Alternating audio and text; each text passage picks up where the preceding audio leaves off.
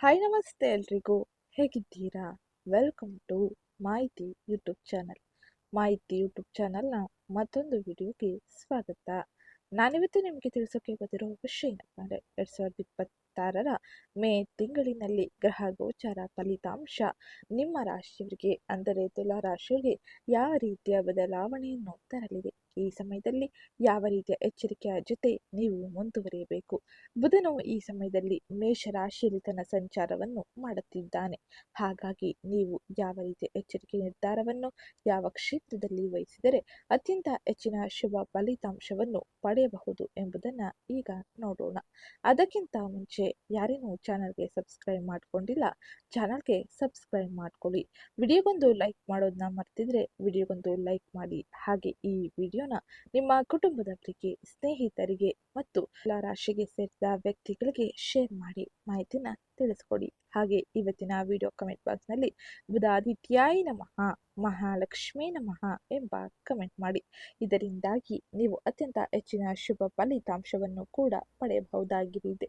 ಬುಧನು ಮೇಷರಾಶಿಯಲ್ಲಿ ತನ್ನ ಸಂಚಾರವನ್ನು ಮಾಡುವುದರಿಂದಾಗಿ ತುಲಾ ರಾಶಿಗೆ ಸೇರಿದ ವ್ಯಕ್ತಿಗಳು ಅನೇಕ ರೀತಿಯ ಬದಲಾವಣೆಯನ್ನು ತಮ್ಮ ಜೀವನದ ಪ್ರತಿ ಕ್ಷೇತ್ರಗಳಾದ ವೃತ್ತಿ, ವ್ಯವಹಾರ, ಆರ್ಥಿಕತೆ, ಆರೋಗ್ಯ, ಶಿಕ್ಷಣ, ಕುಟುಂಬದಲ್ಲಿ ನೋಡಬಹುದಾಗಿರಲಿದೆ. ಆದರೆ ಯಾವ ಸಮಯದಲ್ಲಿ ಎಚ್ಚರಿಕೆಯನ್ನು ಯಾವ ಕ್ಷೇತ್ರದಲ್ಲಿ ವಹಿಸಬೇಕು, ಹಾಗೆ ಗ್ರಹ ಗೋಚಾರ ಫಲಿತಾಂಶ ನಿಮಗೆ ಏನನ್ನು ಸೂಚಿಸಲಿದೆ ಎಂಬುದನ್ನು ಈಗ ವಿವರವಾಗಿ ನೋಡೋಣ.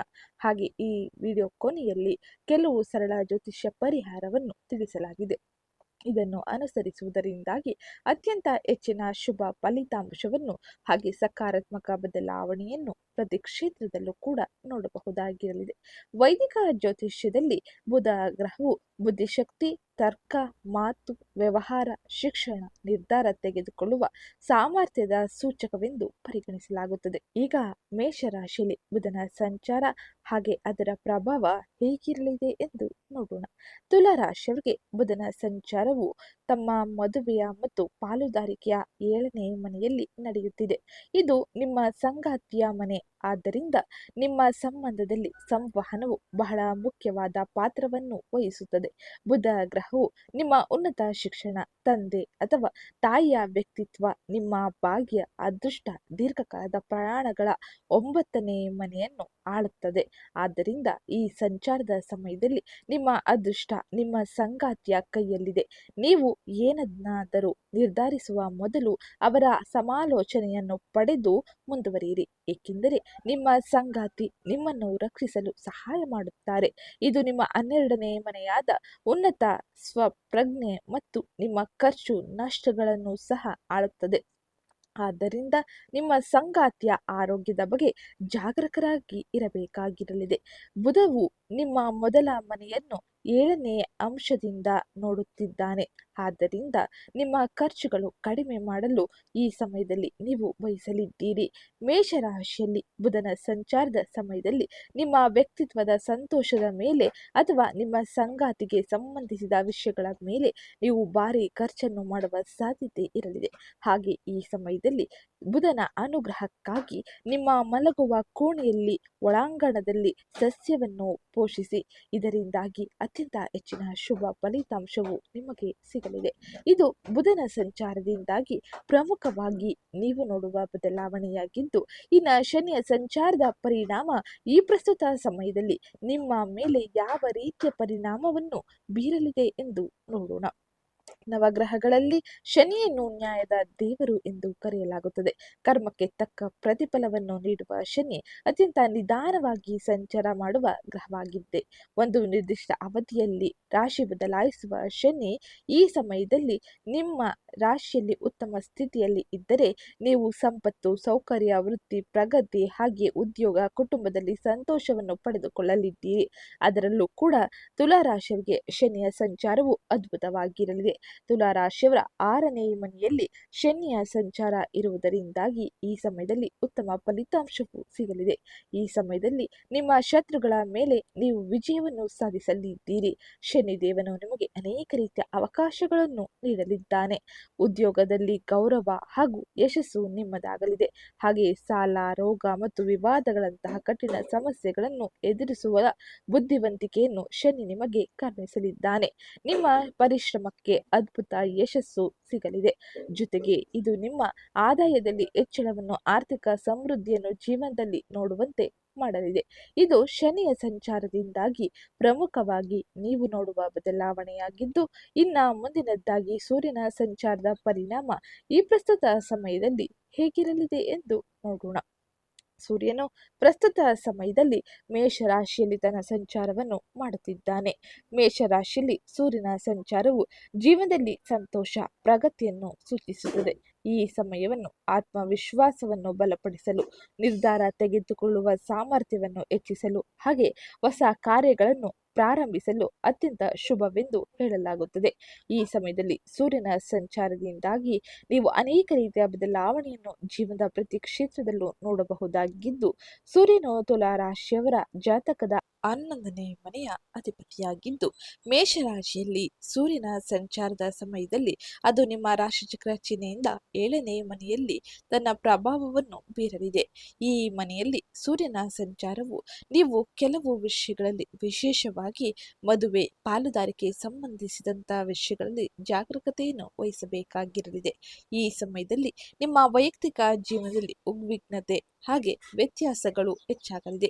ನಿಮ್ಮ ಸಂಗಾತಿಯ ಸ್ವಭಾವದಲ್ಲಿ ಹಠಾತ್ ಬದಲಾವಣೆಗಳು ನೀವು ಅನುಮಾನಿಸುವಂತೆ ಇರಲಿದೆ. ನಿಮ್ಮಿಬ್ಬರ ನಡುವೆ ಅಹಂಕಾರದ ಘರ್ಷಣೆಯ ಸಾಧ್ಯತೆ ಇರಲಿದೆ. ಸಂಬಂಧಗಳಲ್ಲಿ ತಾಳ್ಮೆ ಮತ್ತು ತಿಳುವಳಿಕೆ ಎಷ್ಟು ಮುಖ್ಯ ಎಂಬುದು ಈ ಸಮಯದಲ್ಲಿ ನಿಮಗೆ ಕಲಿಯುವಂತೆ ಮಾಡಲಿದೆ. ಹಾಗೆ ನಿಮ್ಮ ಸಂಯಮವನ್ನು ಕಾಯ್ದುಕೊಳ್ಳುವುದರಲ್ಲಿ ನೀವು ಹೆಚ್ಚಿನ ಶ್ರಮವನ್ನು ವಹಿಸಬೇಕಾಗಿರಲಿದೆ. ಸಣ್ಣ ವಿಷಯಗಳು ಸಹ ದೊಡ್ಡ ತಿರುವನ್ನು ಪಡೆಯಲಿದೆ. ಆದ್ದರಿಂದ ಶಾಂತವಾಗಿರುವುದು ಹಾಗೆ ಸಂವಹನವನ್ನು ಕಾಪಾಡಿಕೊಳ್ಳುವುದು ಉತ್ತಮವಾಗಿರಲಿದೆ.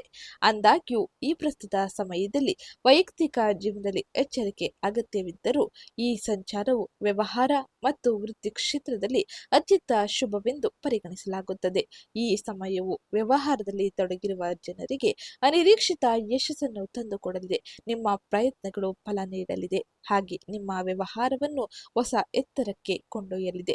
ನೀವು ಯಶಸ್ವಿಯಾಗಲಿದ್ದೀರಿ. ನಿಮ್ಮ ಹಿರಿಯ ಸಹೋದ್ಯೋಗಿಗಳು ಹಾಗೆ ಸಹೋದರರು ನಿಮಗೆ ಬೆಂಬಲವನ್ನು ನೀಡಲಿದ್ದಾರೆ. ಇದು ನಿಮ್ಮ ಪ್ರಾಯೋಗಿಕವಾಗಿ ನೋಡುವುದಾದರೆ ಇದು ಹೆಚ್ಚಿನ ಪ್ರಯೋಜನಕಾರಿಯಾಗಿರಲಿದೆ. ಉದ್ಯೋಗದಲ್ಲಿ ಬಡ್ತಿ ಅಥವಾ ಜವಾಬ್ದಾರಿಗಳಲ್ಲಿ ಹೆಚ್ಚಳದ ಸಾಧ್ಯತೆ ಇರಲಿದೆ. ಆರೋಗ್ಯವು ಸಾಮಾನ್ಯವಾಗಿ ಚೆನ್ನಾಗಿರುತ್ತದೆ, ಆದರೆ ಕೆಲವೊಮ್ಮೆ ಸಣ್ಣ ದೈಹಿಕ ಸಮಸ್ಯೆಗಳು ನಿಮ್ಮನ್ನು ಅನಾನುಕೂಲಗಳಿಗೆ ಒಳಗು ಮಾಡಬಹುದು. ಆರ್ಥಿಕವಾಗಿ ಇದು ಉತ್ತಮ ಸಮಯ ಮತ್ತು ಒಂದಕ್ಕಿಂತ ಹೆಚ್ಚು ಆದಾಯದ ಮೂಲಗಳು ಬೆಳೆದುಕೊಂಡು ಹೋಗುತ್ತದೆ. ಕೆಲವು ಜನರಿಗೆ ವಿವಾಹದ ಸಾಧ್ಯತೆ ಇರಲಿದೆ. ಅಲ್ಲದೆ ಈ ಸಂಚಾರದಲ್ಲಿ ನಿಮ್ಮ ಸಂಗಾತಿಯು ಸಹ ಉತ್ತಮ ಪ್ರಯೋಜನವನ್ನು ಪಡೆಯುತ್ತಾರೆ. ಹಾಗೆ ನಿಮ್ಮ ಸಾಮಾಜಿಕ ವಲಯವು ವೇಗವಾಗಿ ವಿಸ್ತರಿಸುತ್ತದೆ.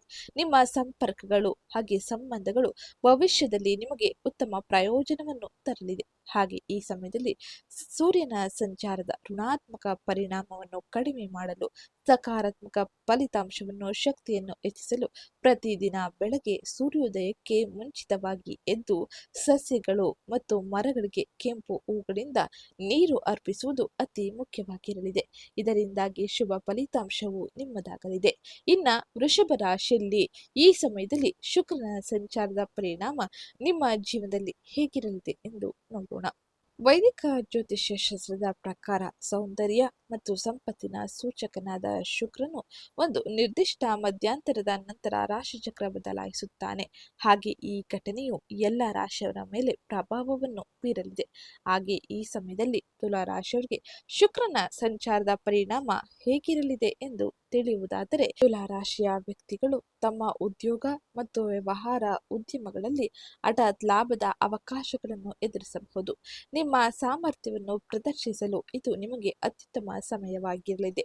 ನಿಮ್ಮ ಕೆಲಸದ ಸ್ಥಳದಲ್ಲಿ ನಿಮಗೆ ಹೊಸ ಜವಾಬ್ದಾರಿಗಳನ್ನು ವಹಿಸಲಿದ್ದಾರೆ.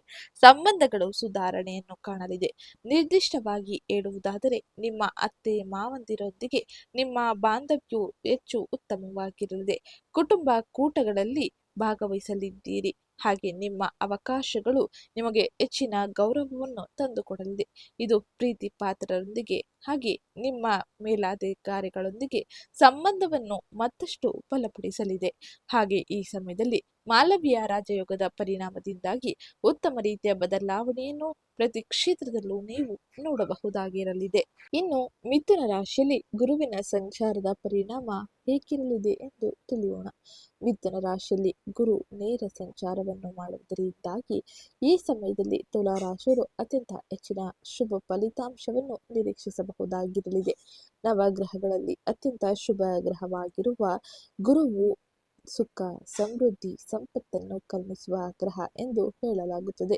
ಜಾತಕದಲ್ಲಿ ಗುರುವಿನ ಸ್ಥಾನ ಬಲವಾಗಿದ್ದರೆ ಅಂತಹವರು ಶಿಕ್ಷಣ, ಸಾಮಾಜಿಕ ಗೌರವ, ಸಂಪತ್ತು, ಸೌಕರ್ಯ, ಕುಟುಂಬದ ಸಂತೋಷ, ವೃತ್ತಿಪರ ಪ್ರಗತಿಗೆ ಯಾವುದೇ ರೀತಿಯ ಕೊರತೆಯನ್ನು ನೋಡುವುದಿಲ್ಲ.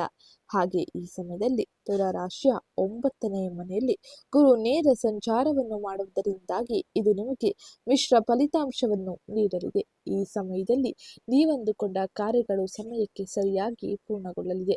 ಇದರಿಂದಾಗಿ ಹಣಕಾಸಿನ ಸಮಸ್ಯೆ ಎದುರಾಗುವುದಿಲ್ಲ. ಅವಿವಾಹಿತರಿಗೆ ಸೂಕ್ತವಾದ ಸಂಗಾತಿಯ ಹುಡುಕಾಟದ ಸಾಧ್ಯತೆ ಇರಲಿದೆ. ಹಾಗೆ ನಿಮ್ಮ ಕಠಿಣ ಪರಿಶ್ರಮ ಫಲ ನೀಡಲಿದೆ. ನೀವು ಪಡೆದಿರುವ ವಿಶೇಷ ಅವಕಾಶಗಳನ್ನು ಸರಿಯಾದ ರೀತಿಯಲ್ಲಿ ಬಳಸಿಕೊಂಡರೆ ಅತ್ಯಂತ ಹೆಚ್ಚಿನ ಎತ್ತರಕ್ಕೆ ನೀವು ತಲುಪಲಿದ್ದೀರಿ. ಹಾಗೆ ಮನೆ, ವಾಹನ, ಚಿನ್ನಾಭರಣ ಖರೀದಿಯ ಕನಸು ನನಸಾಗಲಿದೆ.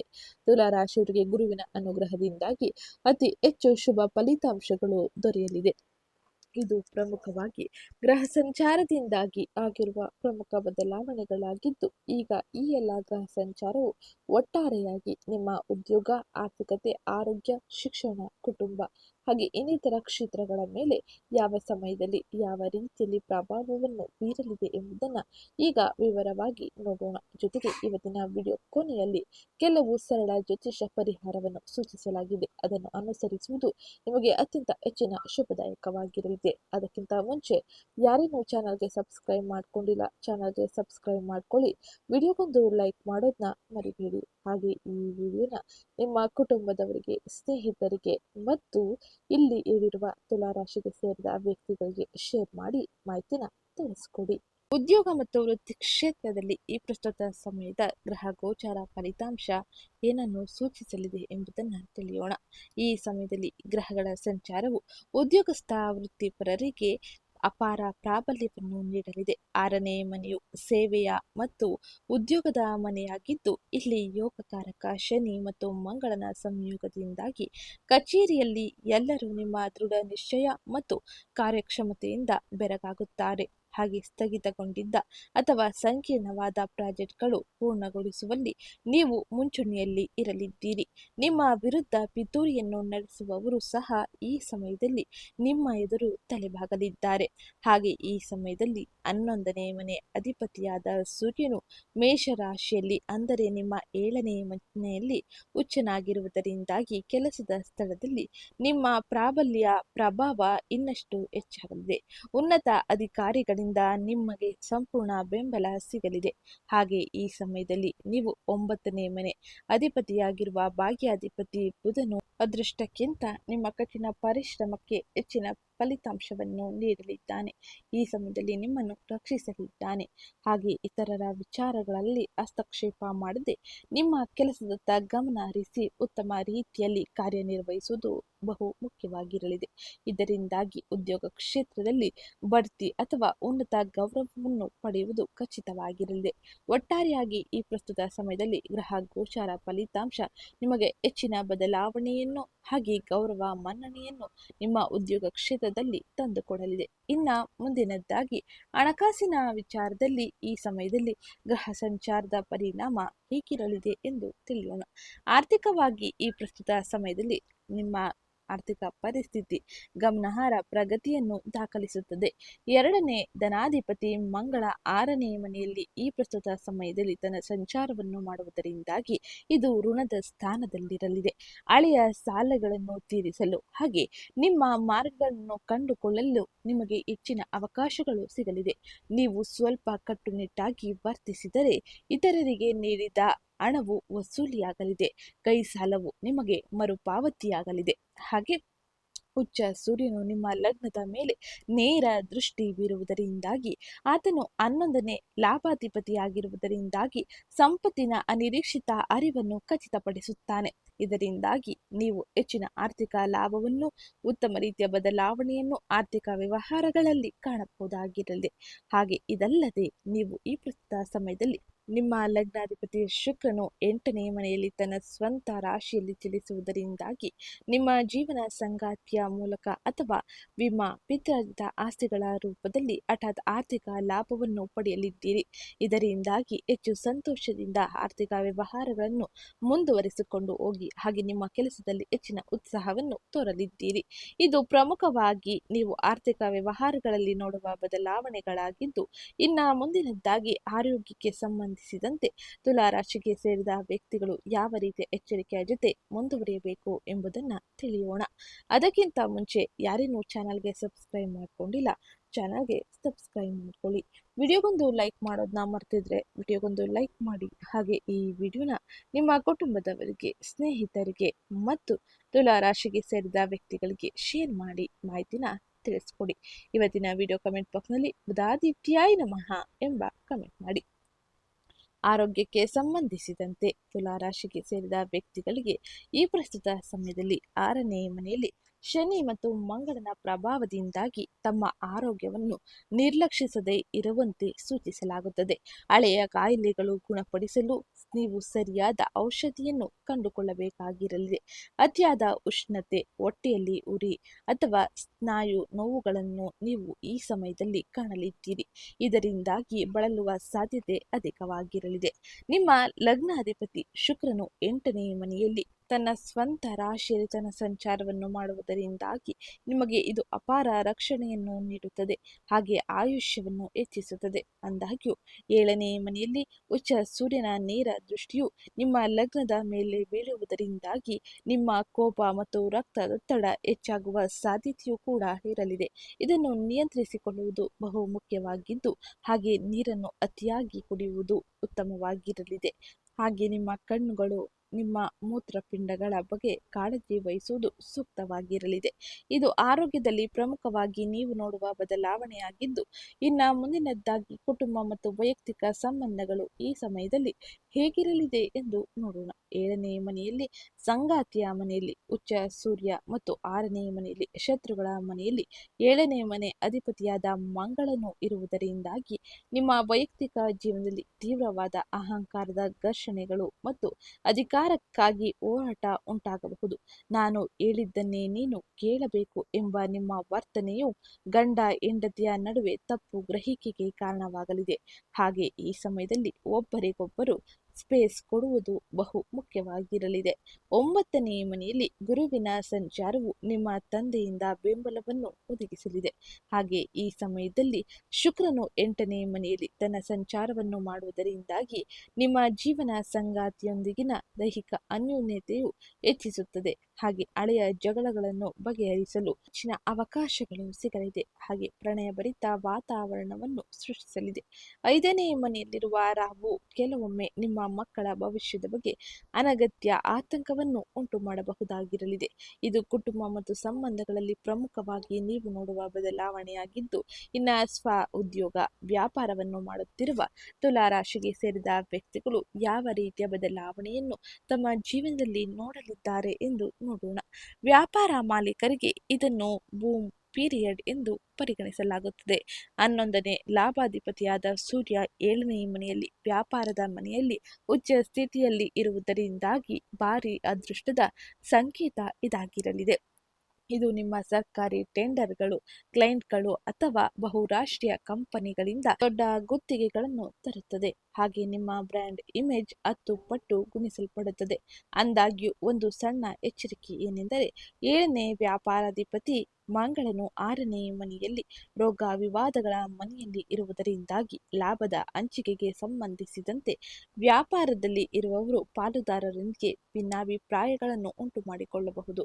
ನನ್ನಿಂದಲೇ ಎಲ್ಲವೂ ನಡೆಯುತ್ತಿದೆ ಎಂಬ ಅಹಂಕಾರದ ಭಾವನೆ ಮೂಡಬಹುದು.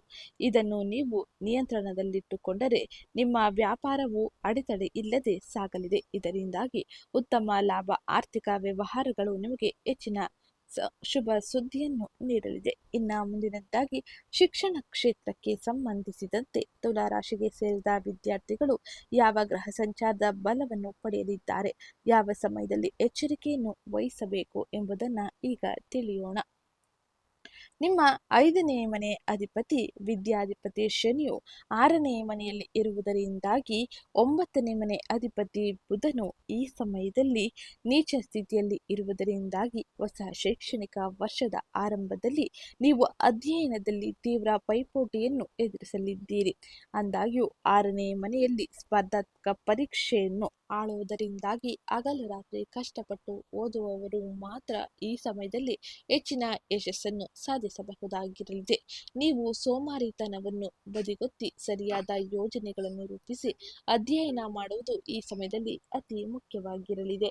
ಹಾಗೆ ಈ ಸಮಯದಲ್ಲಿ ಬಹಳ ಎಚ್ಚರಿಕೆಯೊಂದಿಗೆ ಗುರು ಹಿರಿಯರ ಮಾತುಗಳನ್ನು ಕೇಳಿ ಮುಂದುವರಿಯಿರಿ. ಇದು ಇವತ್ತಿನ ವಿಡಿಯೋ ಆಗಿದ್ದು, ಗ್ರಹ ಗೋಚಾರ ಫಲಿತಾಂಶದಿಂದಾಗಿ ಈ ಎಲ್ಲ ಬದಲಾವಣೆಯನ್ನು ನೀವು ನಿಮ್ಮ ಜೀವನದಲ್ಲಿ ನೋಡಲಿದ್ದೀರಿ.